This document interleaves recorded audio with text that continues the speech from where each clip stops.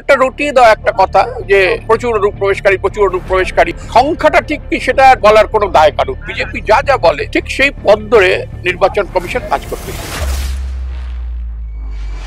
শুভেন্দু অধিকারী বলছেন যে মুখ্যমন্ত্রী ভোট চুরি করেছেন, শুধু তাই নয় মানে ভোটের সময় ক্যামেরাগুলোকে তিনি অফ রাখেন। এগুলো তো এইসব অভিযোগ তুললে তার তো প্রমাণ দিতে হয়। এখন প্রমাণ তো উনি কোথাও কোনো অভিযোগের পক্ষে তো উনি কোনো প্রমাণ দিতে পারেন না। এখন আমি যদি বলি যে শুভেন্দু অধিকারী আলো নিভিয়ে ভোটে জিতেছিল, হ্যাঁ, তো আমাকে উনি বলবেন প্রমাণ দিতে। এখন উনি যখন এসব কথা বলছেন তাহলে ওকে তো প্রমাণ দিতে হবে। প্রমাণ ছাড়া অভিযোগ কেন করেন? আর প্রমাণ ছাড়া অভিযোগ করলে তার উত্তর দেওয়াটাও তো অনর্থক। আপনারা এসআইআর এর বিরোধিতা করবেন, কিন্তু এসআইআর করার পরে হাজার হাজার মানুষ বাংলাদেশে চলে যাওয়ার চেষ্টা করছে বাংলাদেশে, সেটা আমরা বর্ডারের সামনে মিডিয়ারা তুলে হচ্ছে। মিডিয়া কতগুলো চ্যানেল এটা দেখাচ্ছে বটে। এখন সেই চ্যানেলগুলোর খবরের সত্যতা নিয়েও কিন্তু প্রশ্ন উঠে গেছে। অল্ট নিউজ বলে একটা আপনারা জানেন, তারা কোনটা ফেক নিউজ কোনটা কি, তারা এই নিয়ে তদন্ত করেছিল। কিছু কিছু ইউটিউব চ্যানেল এই নিয়ে তদন্ত করেছিল। তাতে দেখা যাচ্ছে যে প্রতিদিনই তো নিয়ম মাফিক কিছু মানুষ বাংলাদেশে ফিরে যান, যারা ভিসা ছাড়া এখানে এসেছিল। প্রতিদিনই নিয়ম মাফিক কিছু মানুষ বাংলাদেশে ফিরে যান, রুটিন। সেরকমই রুটিন মানুষ যাচ্ছেন, তার থেকে হয়তো 15-20 জন বেড়েছেন। যেমন একটা প্রচার করে দেওয়া হয়েছিল, কিছু চ্যানেল করেছিল যে নিউ টাউনে কিছু এলাকায় নাকি এসআইআর এর পর ঘরদোর ফাঁকা করে দিয়ে মানুষ পালিয়ে গেছেন। পরে দেখা গেল তো এই ধরনের একটা রটিয়ে দেওয়া হচ্ছে প্রচুর নাকি অনুপ্রবেশকারী এসছেন। এখন তার সংখ্যা কি, সংখ্যাটা কিন্তু কেউ জানে না। মানে ইউনিয়ন গভর্নমেন্টে কিন্তু তাদের যে এফিডেভিট দাখিল করেছিলেন তারা সুপ্রিম কোর্টে, সেখানেও কিন্তু তারা সংখ্যা বলতে পারেন। এই যে বারবার বলছে না যে 1 কোটি রোহিঙ্গা, তো ইউনিয়ন গভর্নমেন্টের দাখিল করা হিসাবে ওরা 23 সালে সুপ্রিম কোর্ট একটা এফিডেভিট দিয়েছিল, তাতে বলেছিল যে সারা দেশে 40,000 রোহিঙ্গা শরণার্থী আছে, পশ্চিমবঙ্গে আছে 102 জন। এখন 102 জনে যদি পশ্চিমবঙ্গের ভোটের ভাগ্য নির্ণয় করে তাহলে সেটা তো হাস্যকর ব্যাপার। হচ্ছে সংখ্যাটা ঠিক কি সেটা বলার কোনো দায় কারুক। মানে একটা রুটিয়ে দেওয়া একটা কথা যে প্রচুর অনুপ্রবেশকারী। আসল ব্যাপারটা হচ্ছে এটা গোয়েবলসের মতো প্রচার, একটা মিথ্যা বারবার বলতে থাকে সেটা সত্যি হয়ে যায়। এই যে একটা প্রচার রটিয়ে দেওয়া হলো, হাওয়া তুলে দেওয়া হলো, তারপরে এসআইআর শুরু হলো। যে কেন? যে এখানে ভোটার তালিকা থেকে বিহারের মতো বেশ কিছু জেনুইন ভোটারকে সাফ করে দেওয়া হবে, যাতে বিজেপির জেতার পথ প্রশস্ত। আপনারা একটু মিলিয়ে দেখবেন, বিজেপি যা যা বলে ঠিক সেই পথ ধরে নির্বাচন কমিশন কাজ করতে শুরু করে। হ্যাঁ, এইগুলো হচ্ছে পুরোটাই একটা পরিকল্পিত রাজনৈতিক চক্রান্ত, যেটা দীর্ঘদিন ধরে চলছিল। যখন মুখ্য নির্বাচন কমিশনার নিযুক্ত হওয়ার যে আইনটা, যেটা পরিবর্তন আনল কেন্দ্র, যে সেখানে আগে ছিল প্রধান নির্বাচন কমিশনারকে নিযুক্ত করার যে কমিটি, তাতে 3 জন থাকবে, একজন প্রধান বিচারপতি, একজন প্রধানমন্ত্রী আর একজন বিরোধী দলনেতা। সেটা পাল্টে দেওয়া হলো, প্রধান বিচারপতিকে সরিয়ে দেওয়া হলো, বিরোধী দলনেতা থাকলেন, প্রধানমন্ত্রী থাকলেন, আরেকজন হচ্ছে প্রধানমন্ত্রীর মনোনীত ব্যক্তি। অর্থাৎ ওখানে প্রধানমন্ত্রী এবং তার মনোনীত ব্যক্তি যাকে ঠিক করবেন তিনি প্রধান বিচারপতি, প্রধান নির্বাচন কমিশনার, মুখ্য নির্বাচন কমিশনার। খেলাটা ওখান থেকে শুরু হয়ে গেল। তার পাশাপাশি এই অনুপ্রবেশ রোহিঙ্গা ওখানে রব তুলে দেওয়া হলো। তারপরে এসআইআর, পুরোটা একটা পরিকল্পিত চক্রান্তটা বুঝতে আর কোনো অসুবিধা হয় না। মানে এসআইআর শুরু হওয়ার পর অনেক বিএলও আত্মহত্যা করছেন, এমনকি আজকেও দেখা গেছে একজন আত্মহত্যা করেছে।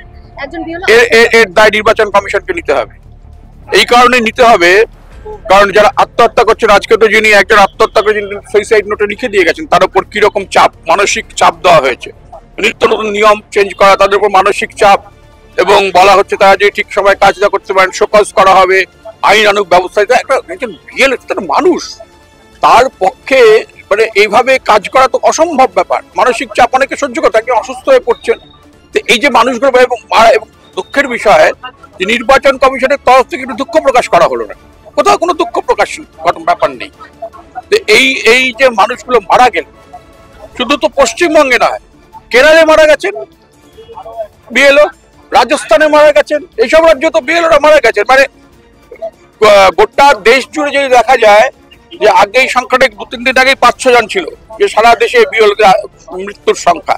আজকেরই মধ্যে 7-8 পৌঁছে গেল। এই যে 7-8 জন বিএলও মারা গেলেন, এর দায় তো নির্বাচন কমিশনকে নিতে হবে। কিন্তু দিলীপ ঘোষ বলছেন মরণ লেগেছে, অন্য রাজ্যেও তো এসআইআর হচ্ছে, অন্য রাজ্যে কোনো প্রবলেম হচ্ছে না, এ রাজ্যেই কেন প্রবলেম? অন্য রাজ্যেও তো বিএলওরা মারা গেছেন, কেরালায় মারা গেছেন, রাজস্থানে মারা গেছেন। দিলীপ ঘোষ যদি না জানেন তো তার দায় আমার নয়। আর এই ধরনের বাজে মন্তব্য, মানুষ মারা যাচ্ছেন তাদের সম্পর্কে এই ধরনের মন্তব্য, তাদের বাড়ির লোকেরা বলছেন যে কেউ আতঙ্কে মারা গেছেন, কেউ চাপ সহ্য করতে না পেরে মারা গেছেন, আর ওরা এসব নিয়ে রঙ্গরসিকতা করছেন। এরা মানুষ নাকি? সেই প্রশ্ন উঠবে, এরা আদৌ মানুষ যারা এসব নিয়ে রঙ্গরসিকতা করে? রাজ্যের বিরোধী দলনেতা শুভেন্দু অধিকারী তার সম্বন্ধে কোনো মন্তব্য করাই হচ্ছে মানে সময় নষ্ট করা। তিনি বাজে কথা বলতে, কথা বলতে অভ্যস্ত, তিনি খুব নিম্নমানের রাজনীতি করেন, তো তাই ওসব বলছেন। ওর সম্বন্ধে কিছু বলতেই খুব খারাপ লাগে, মানে ওর নামটা মুখে উচ্চারণ করতেই খারাপ লাগে।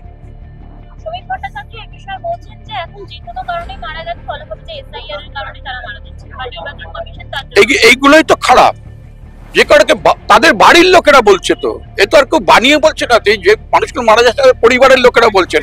শ্রমিক ভট্টাচার্য উনি শক্তি চট্টোপাধ্যায় কবিতা মুখস্থ বলেন, উনি গ্রুপ থিয়েটার দেখতে যান, আশা করেছিলাম ওর অন্তত একটু মানবিক গুণ থাকবে। উনিও যে আসলে তলায় তলায় এরকম সেটা তো বুঝতে পারেনি। উনি যান না, ওই মানুষগুলোর বাড়িতে দাঁড়িয়ে বলুন, মানুষগুলোর সামনে গিয়ে বলুন, ওটা কিভাবে ওকে অভ্যর্থনা জানায় দেখা যাবে। গতকালই বিজেপি টুইট করেছে যে ভূমিকম্পে যারা মারা যাচ্ছেন তাদের মানে এসআইআর এর দোষ চাপানো। কোথাও দোষ চাপানো হয়নি। ভূমিকম্পে প্রথমত এখানে কেউ মারা যাননি, ভূমিকম্পে মারা গেছে তো বাংলাদেশে 10 জন। এরা কি মানে একটা দলের নেতাদের শিক্ষা দীক্ষার মান যে কত নিম্ন স্তরের হয় সেটা এদের না দেখলে বোঝা যায় না। কত নিম্ন স্তরের হয় একটা দলের নেতাদের শিক্ষা দীক্ষা, রুচি, সংস্কৃতি, সেটা এদের না দেখলে বোঝা যায় না। মানে পশ্চিমবঙ্গে এরা যে নিম্ন স্তরের রাজনীতি করে, এরা পশ্চিমবঙ্গে মানুষ বিরোধী দলগুলোকে দেখেছে, বামপন্থীদের দেখেছে, তৃণমূল কংগ্রেস বিরোধী দলের ছিল, কংগ্রেসকে দেখেছে, সবাইকে দেখেছে। তো কখনো তো কেউ এইরকম নিম্ন স্তরের রাজনীতি করেনি, এই যেটা করছেন এই শুভেন্দুরা।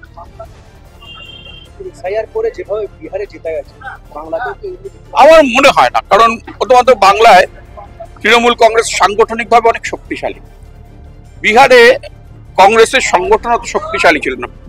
দ্বিতীয়ত হচ্ছে এসআইআর নিয়ে যখন এই কেন্দ্র সরকার ঘোষণা করে তখনই কিন্তু এখানে মুখ্যমন্ত্রী মমতা বন্দ্যোপাধ্যায় সতর্ক হয়ে গেছিলেন। প্রথম থেকে দেখুন উনি সব থেকে আগে এসআইআর নিয়ে প্রতিবাদ করছিলেন, এবং এসআইআর প্রক্রিয়া শুরু হওয়ার পর থেকে কিন্তু তৃণমূল কংগ্রেস সক্রিয়। বিহারে যেটা আরজেডি এবং কংগ্রেস যেটা ওদের ভুল হয়েছিল, যে যখন এসআইআর প্রক্রিয়াটা ওখানে চালু হয় ওরা অতটা সক্রিয় ছিল না, ওরা হয়তো তাই না গুরুত্ব দেয়নি নাকি বুঝতে পারেনি, হ্যাঁ, কিন্তু ওরা সক্রিয় ছিল না। ওইটা বিজেপির পক্ষে খুব সুবিধা হয়ে গিয়েছিল, কিন্তু এখানে এটা মনে হয় না এখানে অতটা কিছু করতে পারবে। বিজেপির নেতারা বরাবরই বাংলার ভবিষ্যতে এরা ওদের দীর্ঘদিন ধরে করে আসছে। রবীন্দ্রনাথকে অপমান করেছে, নজরুলকে অপমান করেছে, রামমোহন রায়কে অপমান করেছে, বিদ্যাসাগরের মূর্তি ভেঙেছে। কালচার বাংলার সংস্কৃতিকে তাহলে কি ইচ্ছাকৃতভাবে নষ্ট করে দেওয়া? ওরা বাংলার সংস্কৃতি সবের বরাবরই বিরোধী। এখানে যারা যে বাঙালিরা বা যে বাঙালি নেতারা বিজেপির, তারা বিজেপি করে উদ্বাহু হয়ে নৃত্য করে, তারা তো বোঝে না যে বিজেপি আসলে বাঙালিকে দ্বিতীয় শ্রেণীর নাগরিক করে রাখতে চায়। বাংলার মনীষীদের অপমান করে, বাংলার সংস্কৃতিকে অপমান করে, বলেছিল বাংলা বলে কোনো ভাষাই নেই, অথবা বাংলা ধ্রুপদী ভাষা। দেখেন জ্ঞানগম্যী না থাকলে যা হয় আর কি। এবং সব থেকে মজার কথা যে সেলুলার জেলে যদি যান দেখবেন যে যতজন স্বাধীনতা সংগ্রামী তাদের নাম আছে ফলকে 95-শতাংশ বাঙালি। সেলুলার জেলের যে সেলগুলো আছে যেখানে বন্দি থাকতেন বিপ্লবীরা, সব সেলে বাঙালিদের নাম। সেলুলার জেলে যে সেলটিকে সব থেকে বেশি গুরুত্ব দিয়ে মেনটেন করা হয়, দেখানো হয়, সেই সেলটি কিন্তু বাঙালির নামে না, কিন্তু কার নামে? সাভারকারের নামে। সেই সাভারকার যে 5 বার ব্রিটিশের কাছে মুচলেখা দিয়েছিল তার নামে। কিন্তু বাঙালি বিপ্লবী যারা ওখানে 46 দিন অনশন করেছিলেন তাদের নামে না। যে লাইট অ্যান্ড সাউন্ড শো হয় ওখানে, বিজেপি সরকার আসার পর সেই লাইট অ্যান্ড সাউন্ড শো থেকে বাঙালি বিপ্লবীদের প্রায় মুছে দেওয়া হয়েছে, তুলে দেওয়া হয়েছে সাভারকারকে। সেই সাভারকার মানে বিজেপির আইকন সাভারকার 5 বার মুচলেখা দিয়েছিলেন ব্রিটিশের কাছে।